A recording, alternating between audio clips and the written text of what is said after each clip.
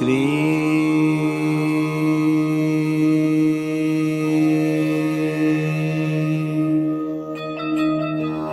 बाबा स्वामी नमो नमः।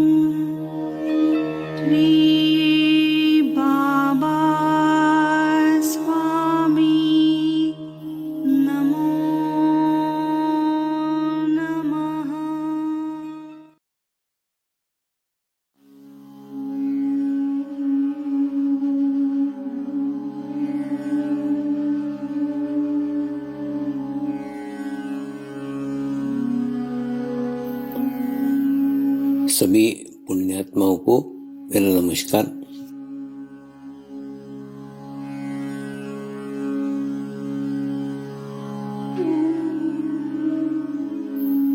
गुरुर्ब्रह्मा गुरुर्विष्णु गुरुर्देवो महेश्वरा गुरु साक्षात् परब्रह्म तस्मै श्री गुरुवे नमः।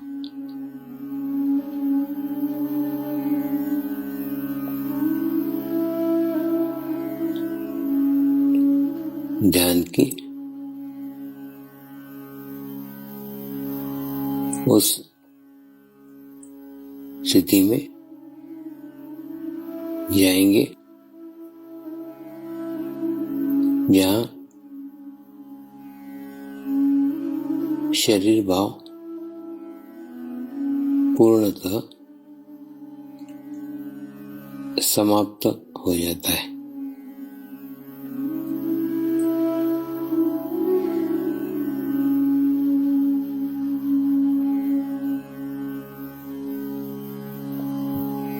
अपने पूरे शरीर को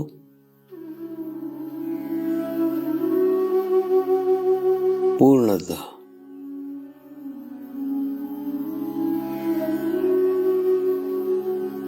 शिथिल छोड़ देंगे,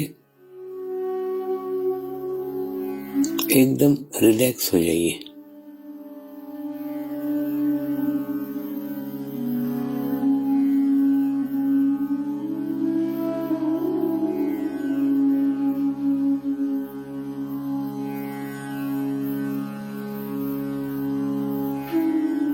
मेरे साथ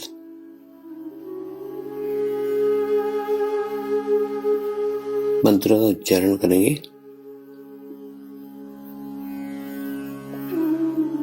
मैं एक पवित्र आत्मा हूँ।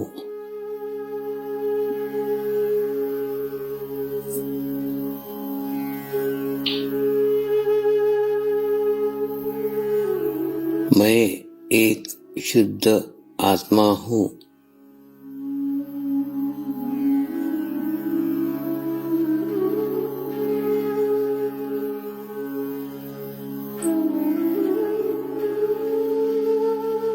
मैं एक पवित्र आत्मा हूँ।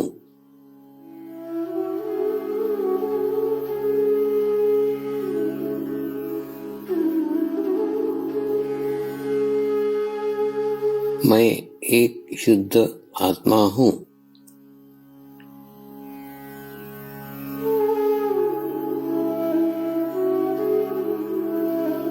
मैं एक पवित्र आत्मा हूँ।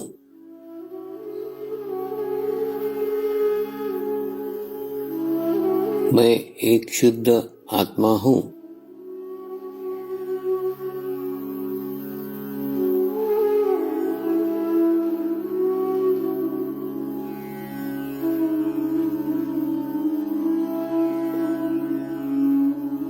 अब इसी आत्मा भाव को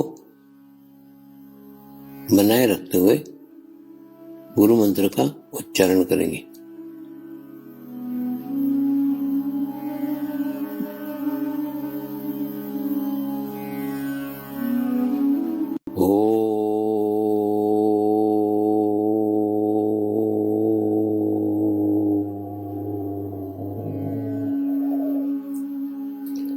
श्री शिव कृपानंद स्वामी नमो नमः।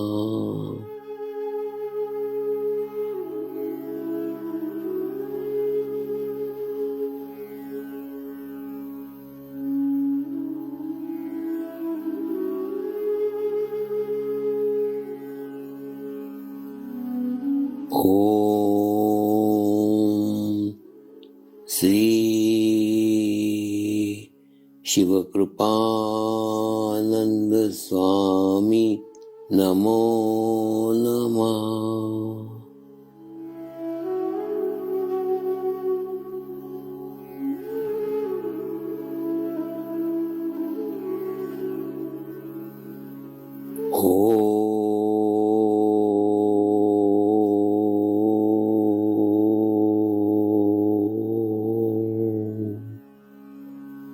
श्री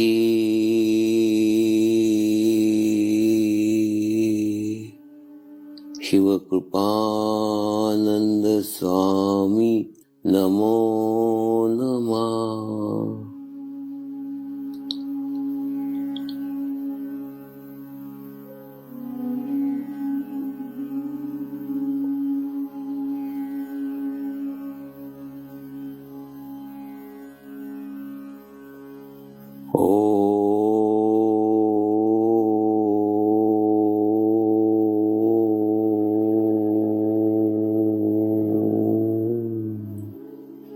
श्री शिव कृपानंद स्वामी नमो नमः।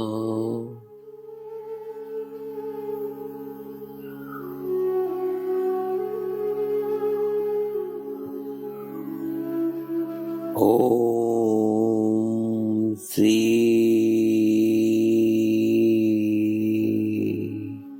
शिव कृपानंद स्वामी नमो नमः।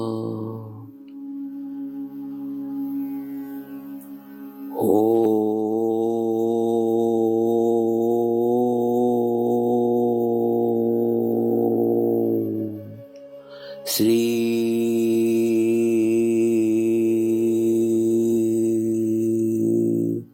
शिव कृपानंद स्वामी नमो नमः।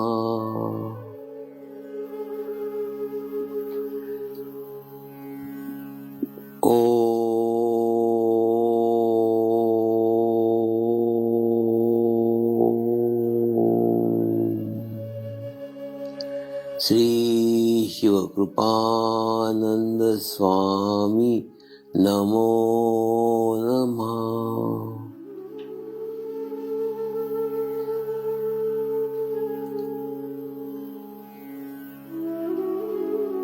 ओम श्री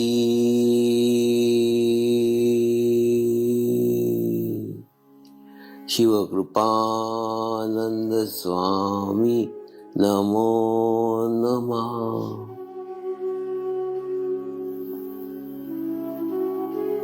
ओम श्री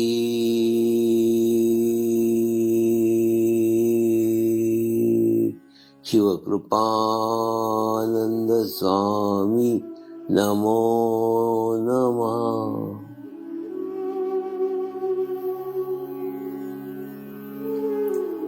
अब आप अपना चित्त सहस्त्रार पे रख के थोड़ी देर के लिए ध्यान में जाएंगे।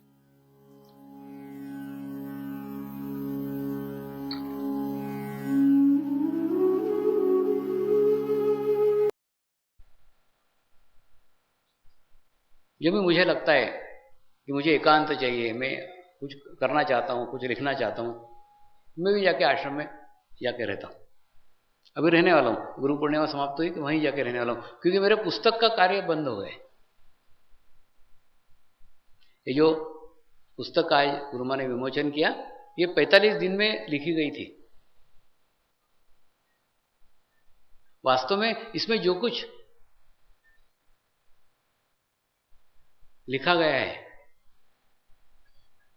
सुबह 4 बजे खूब जोर से प्रेशर आता था, और इतना जोर से प्रेशर आता था कि उसके बिना कुछ नहीं कर सकता था। तो एक बार पूरा लिख लिया, क्योंकि लिखने की आदत नहीं थी। 2 घंटा बैठे बैठे बैठे बैठे एक बार लिख लिया, और लिखने के बाद में फिर मुक्ति मिलती थी कि हाँ हो गया आज का मेरे। तो ऐसा लगा मानो ये मैसेज कोई किसी के लिए दे रहा है, किसी तक ये पहुंचाने के, मैं सिर्फ निमित्त मात्र हूं, माध्यम मात्र हूं। और जैसे ही ये पुस्तक समाप्त हुई, फिर 2-3 दिन धाम पे जाके रहा, फिर बेचैनी होने लग गई, फिर पेट में मरोड़े आने लग गई, कुछ तो भी अंदर से निकल रहा है, ऐसा लग रहा है कुछ तो भी लिखा जा रहा है। लेकिन शुरुआत कहां से करूं? मैं इंतजार कर रहा था, राह देख रहा था कि जब खुद स्वयं वो चीज बाहर आ जाए तब बाहर आने दो, मैं निकालूंगा नहीं। कहां से आ रही देखेंगे ना, इंतजार करेंगे। तो एक नई पुस्तक और लिख रहा हूं, उस पुस्तक का शुरुआत ही नहीं कर पा रहा था, कहां से शुरुआत करूं। और बाद में अचानक ही शुरुआत हो गई। एक गुरुदेव आके मेरे को घर से जंगल में लेके गए, और वो चल रहे थे आगे, उनके पीछे में चल रहा था, वहां से वो किताब की स्टार्ट हुई है, शुरुआत हुई है। और अभी 300 पेज लिखे गए। और वास्तव में वो लिखने में अभी इतना आनंद आ रहा है, इतना मजा आ रहा है, क्योंकि मैं मेरा स्वावलंबी हो गया। अभी क्या रहता है, मैं आप लोगों के ऊपर निर्भर हूं। अगर आपकी रिसीविंग अच्छी है, आपका ग्रहण करने की शक्ति अच्छी है, आपके वाइब्रेशंस अच्छे हैं, आप संतुलित है, आप बैलेंस है, तो मेरे से अच्छा प्रवचन निकलेगा। अगर आप संतुलित नहीं है, आपका रिसीविंग अच्छा नहीं है, आपकी ग्रहण करने की क्षमता अच्छी नहीं है, तो नहीं निकलेगा। मतलब ये बोलना न बोलना, लिखना न लिखना, ये सब कुछ आपके ऊपर निर्भर है। मैं खुद कुछ नहीं कर सकता। लेकिन ये पुस्तक लिखने का शुरू हुआ है, इसके लिए किसी की भी आवश्यकता नहीं, सिर्फ एकांत की आवश्यकता है। एकांत में बैठे ऑटोमेटिकली लिखना शुरू हो जाता है। और कभी कभी तो लगता है ये नई पुस्तक जो लिख रहा हूं, ये पुस्तक मेरे प्रवचनों में निकलना चाहिए थी, लेकिन उसके लिए उतने उचित साधक वर्ग नहीं मिला, इसलिए नहीं निकल पाया। आपकी रिसीविंग इतनी होना चाहिए थी कि जो पुस्तक में लिख रहा हूं वास्तव में वो निकलना चाहिए था। किसी ने ये जानने का कोशिश नहीं किया स्वामी जी तुमने ध्यान कैसे सीखा, किसी ने नहीं पूछा। लेकिन उस पुस्तक में वो मैं बता रहा हूं मैं कैसे सीखा, मैं कैसे वृद्धिगत हुआ, कैसे बढ़ा, कैसे कैसी समस्याएं मेरे को आई, मेरे को कैसे कैसे प्रॉब्लम है, सब उस किताब के अंदर लिखा हुआ है। और कैसे कैसे गुरुओं के सानिध्य में रहा, पूरे हिमालय के अंदर जितना समय बिताया उसके ऊपर एक एक एक एक एक एक लिखा जा रहा है। और अभी उसी में खूब आनंद आ रहा है। मैं खुद भी जाता हूं, मैं भी आश्रम में जाकर फिर लिखने का काम करूंगा। अब 2-2.5 महीना मेरे पास एकदम आराम से लिखूंगा। तो सब कुछ निकलना चाहिए था जो नहीं निकला, और अब निकालना पड़ रहा है पुस्तक के माध्यम से। क्योंकि मैं मेरे साथ जो कुछ लेके आया हूं वो सब यहीं बांट करके जाना चाहता हूं, कुछ भी छोड़ करके नहीं जाना चाहता। अगर आप सुनने को तैयार नहीं तो लिख के छोड़ जाऊंगा, कोई ना कोई तो पढ़ेगा।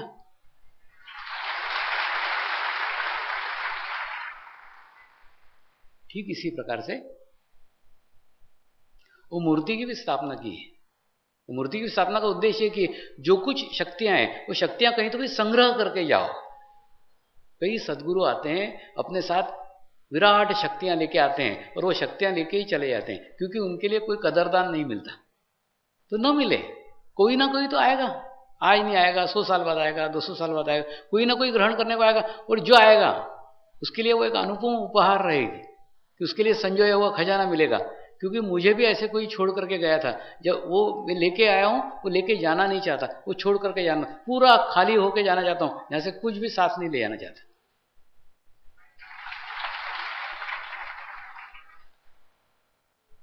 तो आश्रम खुद मैं भी जाता हूं, अपने आप को संतुलित करने के लिए, अपने आप को बैलेंस करने के लिए। क्योंकि जब तक एक स्थिति है, वो स्थिति तक नहीं जाऊंगा, वो अंदर से लिखना शुरू नहीं होगा। कार्यक्रम में व्यस्त रह के, बाहर जाके मिल के कुछ नहीं लिखा जा सकता। लिखने के लिए एकांत चाहिए, जब तक एकांत में नहीं जाएंगे नहीं होगा।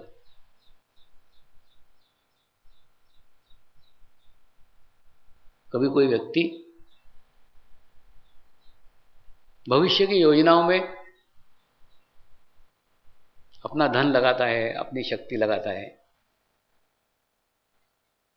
ये तभी संभव है जब उसको उसका वर्तमान सुरक्षित लग रहा है। ठीक उसी प्रकार से ये पुस्तक हुई, मूर्ति हुई, ये सब अगली पीढ़ी के लिए कर रहा हूं, क्योंकि मुझे मालूम है मेरी वर्तमान की पीढ़ी पूर्णतः सुरक्षित हो गई है।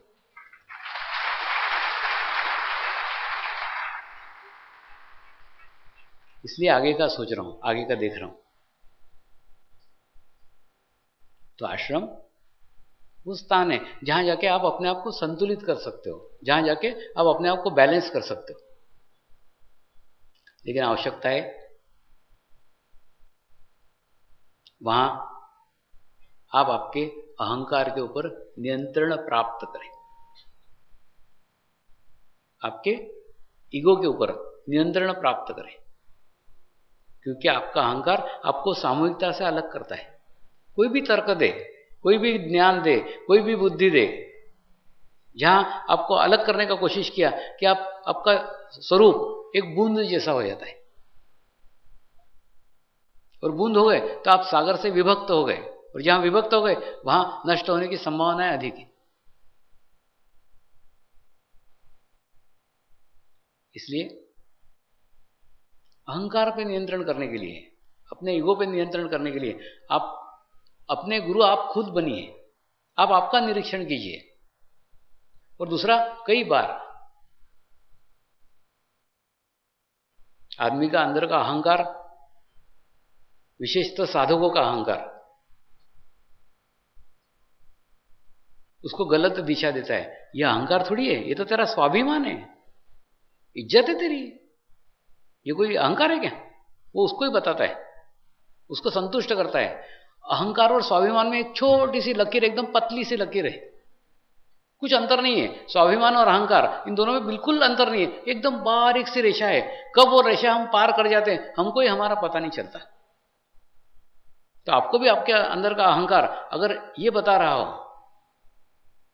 कि आपके अंदर अहंकार नहीं है, आपका स्वाभिमान है, तो ये जो फार्मूला बता रहा हूं ये आप अपने आप के ऊपर फिट करके देखो, तो आपको ही मालूम पड़ेगा कि आप अहंकारी व्यक्ति हो कि आप स्वाभिमानी व्यक्ति हो। स्वाभिमान मनुष्य को खुशी प्रदान करता है, स्वाभिमान मनुष्य को आनंद प्रदान करता है। वो घटना घटित होने के बाद में अगर आप खुश हो रहे हो, आप प्रसन्न हो रहे हो, तो स्वाभिमान है, और उस घटना से दूसरा दुखी हो रहा है तो वो अहंकार है। प्रत्येक आपकी बात का, प्रत्येक आपकी घटना का आप निरीक्षण करो। मेरी इस बातें कहने से, मेरे इस कार्य से कोई आहत तो नहीं हो रहा है, कोई दुखी तो नहीं हो रहा है, कोई परेशान तो नहीं हो रहा है। अगर हो रहा है तो ये मेरा अहंकार है, ये मेरा ईगो है। और अगर वो घटना से, उस बात से, उस कहने से, उस कृत्य से आप खुशी प्रदान करते हो, आपको आनंद लगता है, आपको लगता है मैंने बहुत अच्छा कार्य किया, और कोई दुखी नहीं होता, किसी को तकलीफ नहीं होती, तो समझ लो स्वाभिमान है। तो स्वाभिमान और अहंकार में एकदम थोड़ा सा अंतर है। हम इधर से उधर कब कुदी लगा देते हमको ही हमारा पता नहीं चलता। तो इसका निरीक्षण आपको ही आपका करना पड़ेगा, आपको निरीक्षण करना पड़ेगा, आपको देखना पड़ेगा कि कहीं मेरे अंदर आए हुए अहंकार से मैं कहीं सामूहिकता से दूर तो नहीं जा रहा हूं, अलग तो नहीं जा रहा हूं। आपका निरीक्षण आप स्वयं करो। आप निरीक्षण करोगे तो आपको महसूस होगा कि आप सही है या गलत है। अभी हाल ही में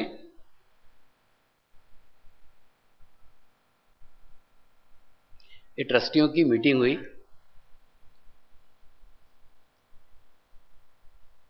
और मीटिंग के अंदर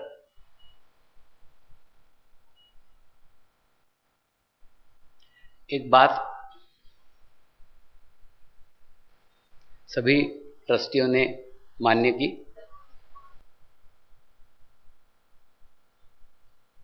कि आश्रम को चलाने के लिए कर्मचारियों की नियुक्ति करना चाहिए।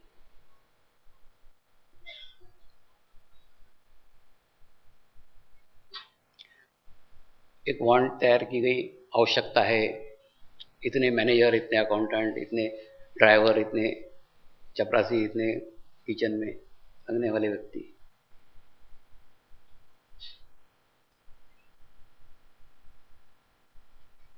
ये इतने साल के अनुभव के बाद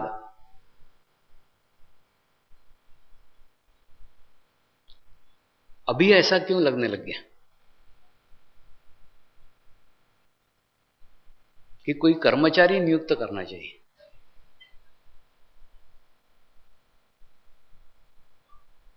ये घटना छोटी मोटी घटना नहीं है, ये बहुत बड़ी घटना है। और ये घटना प्रतिबिंबित करती है कि हमारी स्थिति क्या है।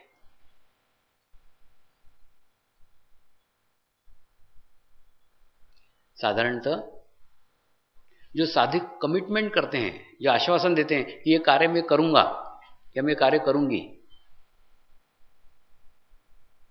उन आश्वासनों को वो पूर्ण नहीं करते। या जो गुरु कार्य के रूप में कार्य लेते हैं कि उसको फिर किसी से कराना पड़ता है, या विश्वसनीय नहीं रहता। किसी को कुछ काम दिया तो उसके ऊपर 4 बार देखना पड़ता है, उसने किया कि नहीं किया, उस पर ध्यान रखना पड़ता है। ये ट्रस्टियों को अनुभव आया, और ये अनुभव के आधार पे उन्होंने महसूस किया कि कोई कर्मचारियों की नियुक्ति होना चाहिए। लेकिन वास्तव में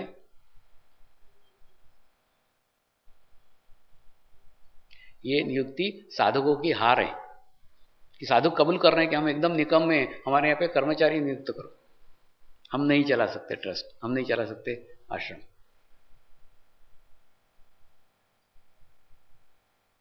थोड़ा सा इस गुरु कार्य को समझो। गुरु कार्य को समझे बिना गुरु कार्य कर रहे हो ना, इसीलिए सारी तकलीफ है, सारी परेशानी है।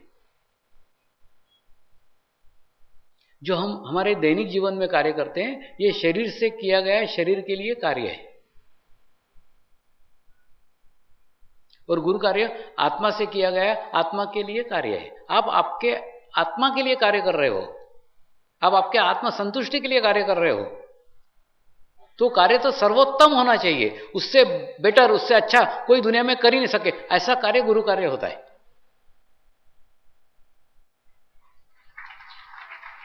कुछ नहीं, सादी आप झाड़ू लगाओ तो आप इतनी अच्छी झाड़ू लगाओ कि उससे अच्छी झाड़ू कोई लगा ही नहीं सकता।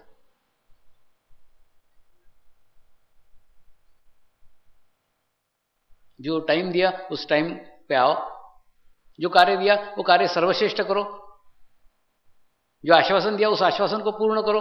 तुम्हारे ऊपर दूसरे की वॉच करने की, दूसरे को देखने की, देखरेख की आवश्यकता ही नहीं होना चाहिए। और कई बार मैं तो आश्रम में महसूस करता हूं,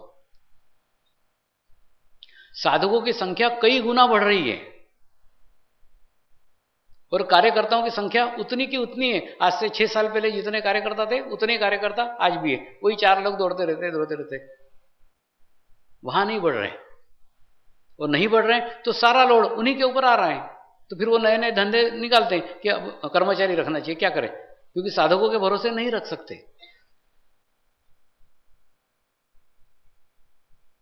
वास्तव में ये साधकों की हार है। अगर वो कर्मचारी नियुक्त करते हैं तो तुम्हारे ही पैसे से, तुम्हारे ही कार्य करने के लिए बाहर के लोग नियुक्त किए जाए।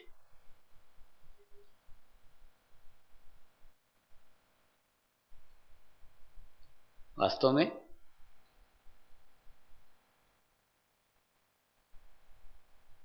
गुरु कार्य वो कार्य है जो कार्य करने से हमें सर्वोत्तम कार्य करने की प्रेरणा मिलती है। कि जो कार्य करो एकदम बेस्ट, एकदम बढ़िया। तो साल भर तक जैसे गुरु कार्य किया तो एक प्रैक्टिस हो जाती है कि सर्वश्रेष्ठ कार्य करना, सर्वोत्तम कार्य करना, सबसे अच्छा कार्य करना। अब आपकी पूरी सारी कार्य क्षमताएं झोंक देते हो उसके अंदर, और जब साल भर तक वो कार्य क्षमताएं झोंक देते हो तो वो आदत सी हो जाती है प्रत्येक कार्य में पूरी कार्य क्षमता लगा देने का।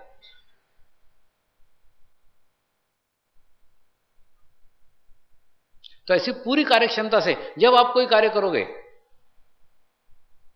तो जीवन में वो सर्वश्रेष्ठ कार्य होगा, सर्वोत्तम कार्य होगा। लेकिन उसकी प्रैक्टिस, उसकी आदत, एक साल गुरु कार्य करके आपको आपके भीतर जागरूक करना पड़ेगी, निर्माण करना पड़ेगी।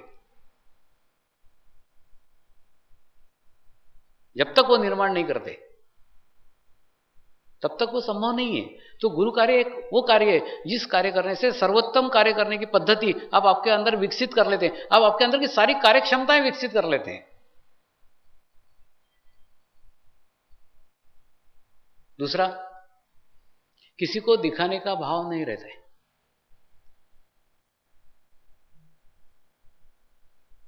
किसी के निरीक्षण की आवश्यकता नहीं है कि कोई आपको देखे फिर आप काम करेंगे, या किसी को दिखाने के लिए आप काम करेंगे, ऐसा कुछ भी नहीं है।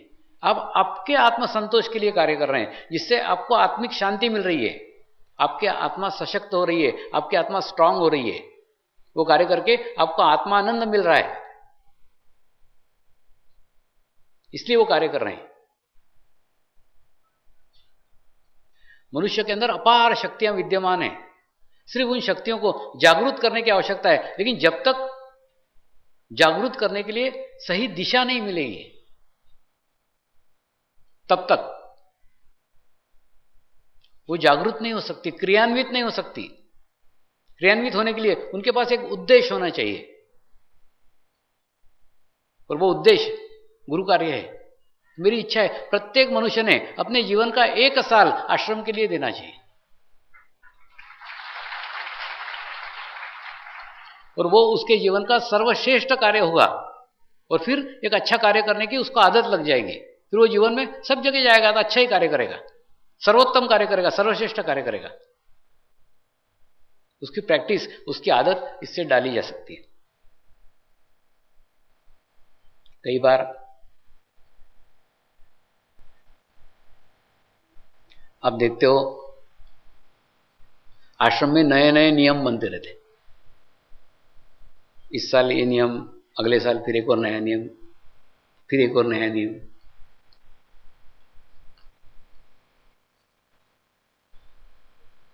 और ये नियम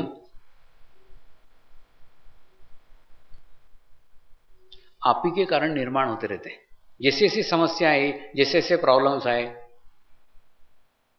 वैसे वैसे नए नए नियम निर्माण होते हैं।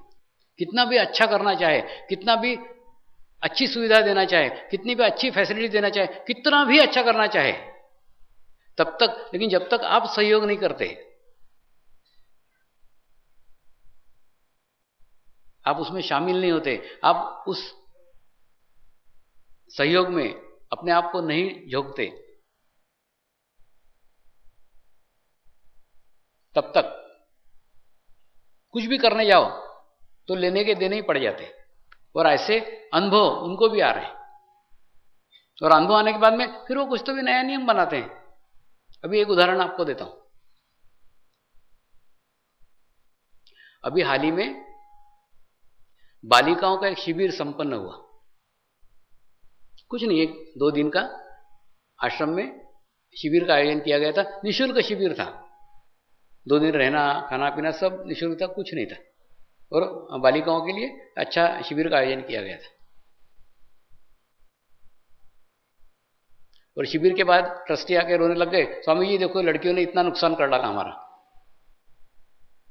बोला क्यों, क्या नुकसान कर दिया? स्वामी जी वो 100 लड़कियां आई नहीं, नाम दिया था लिस्ट में, लेकिन आई नहीं तो उनका पूरा रहने पीने का सब इंतजाम करना पड़ा, और वो आई नहीं तो उतना सब अपने को बेकार खर्चा पड़ गया, जबकि उन्होंने उसका कोई लाभ नहीं लिया। और किसी वो भी नहीं आए और दूसरे को भी नहीं आने दिया। अगर वो बोलती हम नहीं आएंगे, हम दूसरे किसी को बुलाते। तो हम नया नियम निकाल रहे हैं अगली बार कोई लड़की आएगी ना, उसको बोलेंगे अर्जी के साथ में 500 रुपये जमा कर, अगर शिविर अटेंड किया तो 500 रुपये वापस, और नहीं अटेंड किया तो 500 रुपये डूब गए।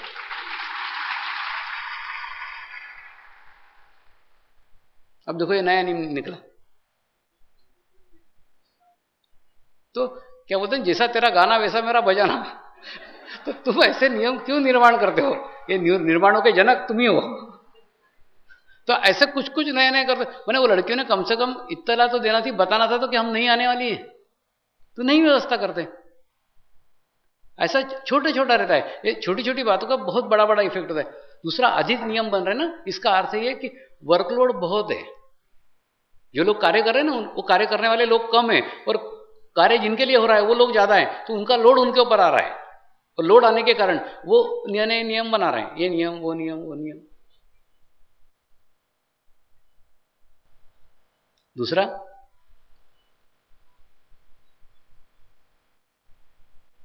समर्पण ध्यान का दो उद्देश्य है।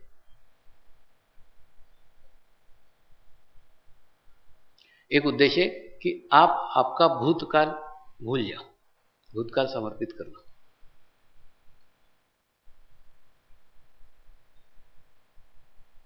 लेकिन कई लोग वो भूतकाल समर्पित करने को भी तैयार नहीं होते। बोलते स्वामी जी भूतकाल अगर चला गया तो हम जिंदा कैसे रहेंगे? अरे बोले भूतकाल के सहारे तो जी रहे हैं। मतलब भूतकाल में रहते रहते रहते रहते इतनी आदत सी हो गई है कि वो वर्तमान में कभी आ ही नहीं सकते, और उनको लगता अगर खजाना ही चला गया तो हम कैसे रहेंगे। तो अपने ही पैर में वो भूतकाल के बड़े बड़े पत्थर बांध के रखे हैं, खुद ही चिल्ला रहे हैं डूब रहे हैं डूब रहे हैं डूब रहे हैं, तो क्या होगा?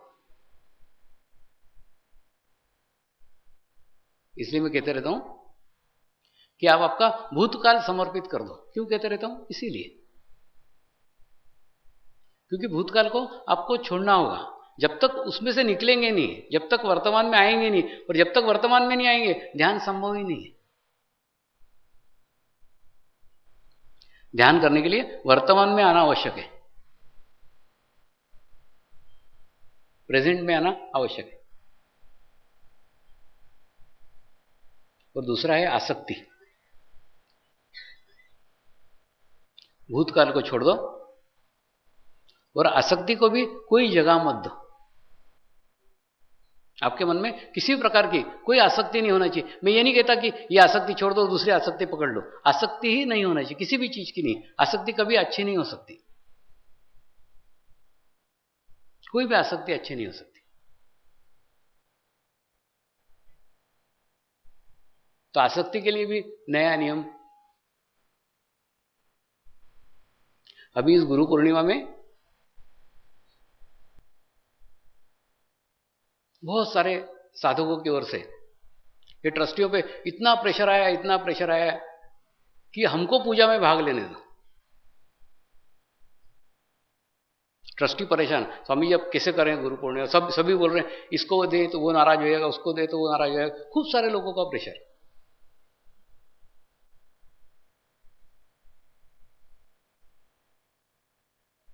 तो ये पूजा की भी आसक्ति काय को चाहिए? क्यों आसक्ति की पूजा करने को मिलना चाहिए? मैंने उनको कहा उसका रास्ता मैं खुद निकाल लूंगा, उसमें से मार्ग मैं निकालूंगा। तो मैंने ये मार्ग निकाला है। कुछ नहीं, कल आप सबकी तरफ से सिर्फ एक साधक और एक साधिका पूजा करेंगे। आप सिर्फ मानस पूजा का आनंद लो, वहां बैठे बैठे आनंद लो, बाकी किसी का।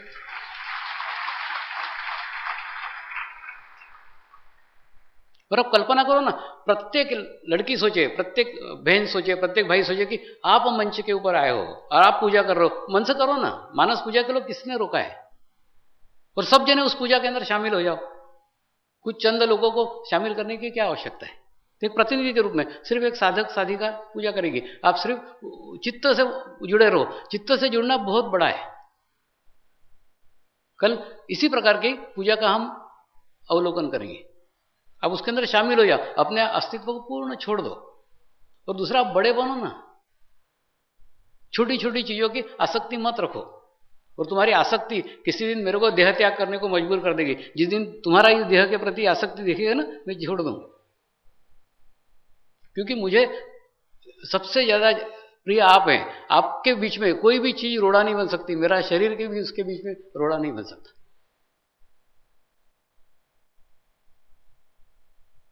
तो आसक्ति किसी भी चीज की अच्छी नहीं है। पूजा की भी क्यों ना, क्या कुछ है, चित्त से रखो ना, अपने जगह स्थिर रहो, अपने जगह आनंद में रहो। अब कल्पना करो, अब चित्त से सोचो कि मुझे स्टेज पे बुलाया गया है, मेरे को आमंत्रित किया गया है, मैं पूजा कर रही हूं या मैं पूजा कर रहा हूं। प्रत्येक जन शामिल हो ना, चित्त से सब शामिल हो। चंद लोग को, सारे के सारे लोग शामिल हो जाओ उसके अंदर कर। क्योंकि कल की पूजा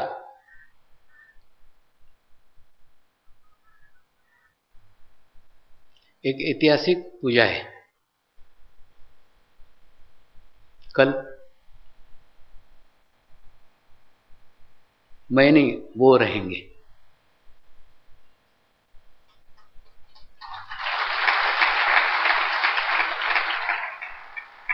इसलिए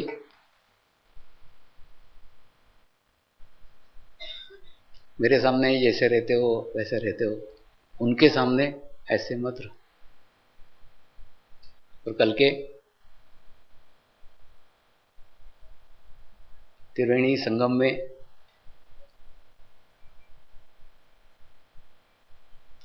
स्नान किए बिना अगर आप सूखे रह गए तो दुनिया में कोई समुद्र नहीं है जो आपको निला सकता है।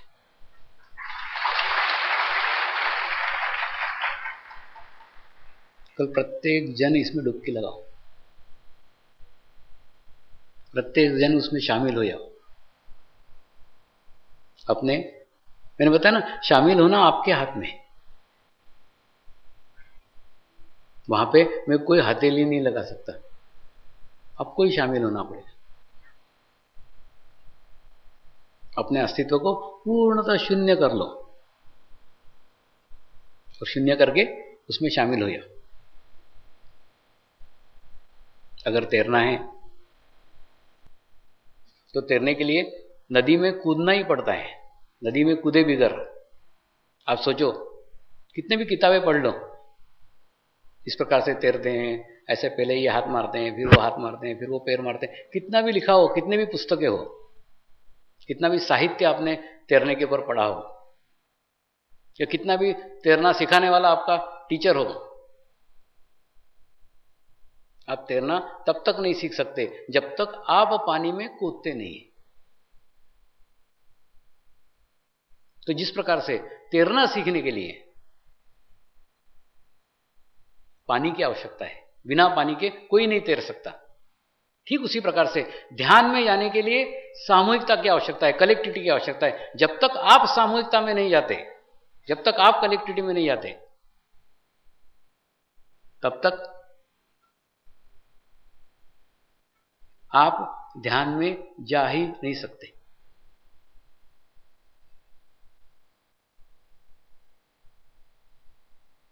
मैं और वो, ये दो तलवारें हैं, ये एक म्यान में कभी नहीं रह सकती। या तो आप मैं के साथ रह लीजिए या वो के साथ रह लीजिए।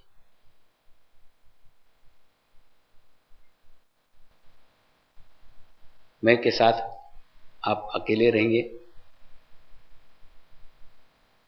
वो के साथ आप कहां रह रहे हैं, किस स्थिति में रह रहे हैं, कौन से स्थान पे रह रहे हैं, किस हालात में रह रहे हैं, इसका एहसास भी नहीं होगा। क्योंकि अस्तित्व शून्य, ये सारे अस्तित्व शरीर के अस्तित्व हैं। शरीर हमको अपनी एक अलग आइडेंटिटी, अपनी एक अलग पहचान बनाकर रखते रहता है।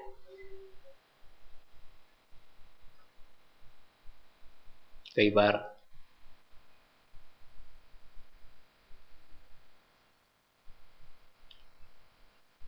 कई बूढ़े साधक शिकायत करते रहते, स्वामी जी कभी कमर दुख रही है, स्वामी जी कभी घुटने में दर्द हो रहा है, स्वामी जी कभी गर्दन टेढ़ी हो रही है। अरे बाबा, ये सब एहसास है तेरा कि तू जिंदा है, तो जब तक जीवन है तो सब चलते रहेगा। इसको छोड़ करके तुम छोड़ोगे, ये छोड़ोगे, ये दर्द नहीं रहेगा और आप अच्छे हो जाओ, ऐसा नहीं। इसके ये सब अपने साथी हैं, इसको साथ में लेके चलने का है। ये अपने पैरेलल, अपने बराबर बराबर साथ में चलेंगे। जैसे जैसे उम्र बढ़ती है कि सब साथ में चलेंगे ना, ये सब साथी हैं अपने। तो इनको साथ में लेते हुए, इनके साथ अपना चित्त हमें उस स्थान पे रखने का है जिस स्थान पे पहुंचने के बाद, जिस स्थान पे जाने के बाद फिर कहीं पहुंचने की इच्छा नहीं रहती। इसलिए शरीर कैसा भी हो, शरीर की पीड़ाएं कैसी भी हो, शरीर की तकलीफें कैसी भी हो, शरीर को धन्यवाद देना चाहिए कि उसके कारण मैं कल के इस त्रिवेणी संगम में स्नान कर सका।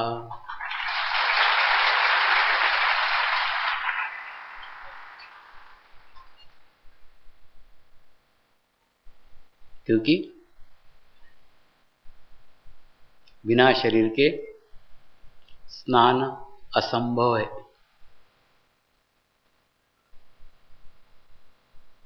कई शरीर की अपेक्षा में आत्माएं इंतजार करती रहती है कि कब मानव शरीर मिले और कब हम उस त्रिवेणी संगम में स्नान करें। तो ऐसा 800 साल के बाद कल एक बड़े महाकुंभ का आयोजन होने जा रहा है। उस आयोजन में आप सब शामिल होइए, वो पूर्णतः डुबकी लगाइए। कहीं पे भी कोई उंगली, कोई शरीर का पार्ट सूखा न रहे, आपका कहीं का भी कोई अस्तित्व बाकी न रहे, कोई विकार बाकी न रहे, कोई आसक्ति बाकी न रहे, सब छोड़ दीजिए। तो संपूर्ण स्नान होगा, पूर्ण स्नान होगा। कोई भी चीज, कोई भी व्यवस्था जब करते हैं तो दो पहलू रहते हैं, अच्छा और बुरा। कई बार आपने गुरु पूर्णिमा में अनुभव किया होगा, इधर हम ध्यान कर रहे हैं, इधर हम मेडिटेशंस कर रहे हैं, उधर किचन के बर्तन बज रहे हैं, किचन में काम करने वाले लोग आवाजें दे रहे हैं। उनकी आवाजों से हमारे ध्यान में विघ्न आ रहा है, हमारा एकांत भंग हो रहा है। यही अनुभव के आधार पे इस बार ट्रस्टियों ने किचन को थोड़ा दूर रखा है। देखिए कितनी शांत वातावरण है, कोई आवाज नहीं, कुछ नहीं, कुछ नहीं। ये इसीलिए संभव हुआ कि किचन और जो अन्नशाला है उसको थोड़ा दूर रखा है। तो ये अच्छी बात है हमारे लिए, पॉजिटिव है, इसको पॉजिटिव तरीके से लीजिए। हो सकता है उसका नकारात्मक ये कि आपको 15 मिनट चल के जाना पड़ेगा, वो नकारात्मक। मैंने बताया ना, कोई भी अच्छा करने जाएंगे उसका अच्छा और बुरा दोनों पहलू आएंगे।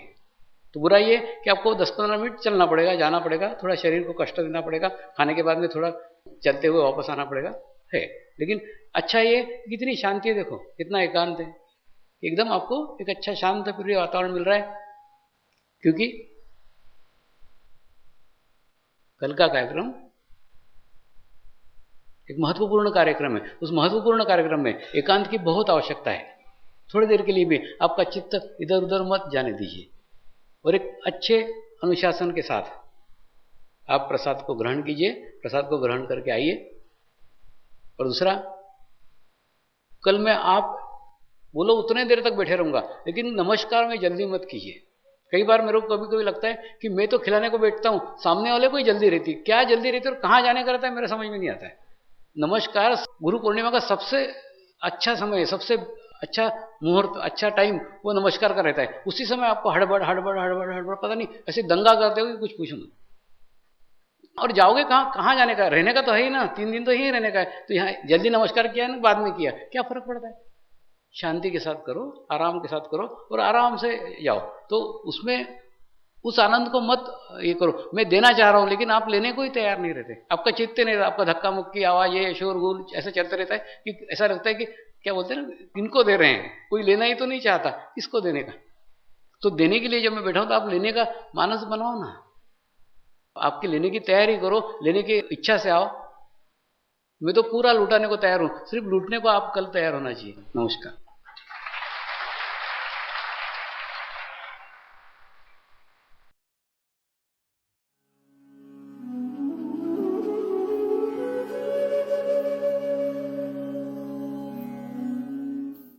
अब हम प्रार्थना करेंगे सभी आत्माओं की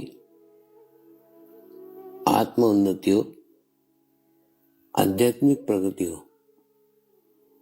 यही हमारी प्रभु से प्रार्थना है।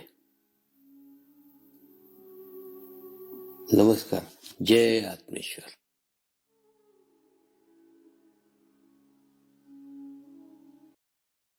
शांति पाठ करेंगे। ओम द्यो शांति अंतरिक्षगम शांति पृथ्वी शांति रापः शांतिरौषधयः शांति वनस्पतयः शांति विश्वे देवाः शांति ब्रह्म शांति सर्वगं शांति शांतिरेव शांति क्षमा शांतिरेधि। ओम शांति शांति शांति सर्वारिष्ट सुशांतिर्भवतु।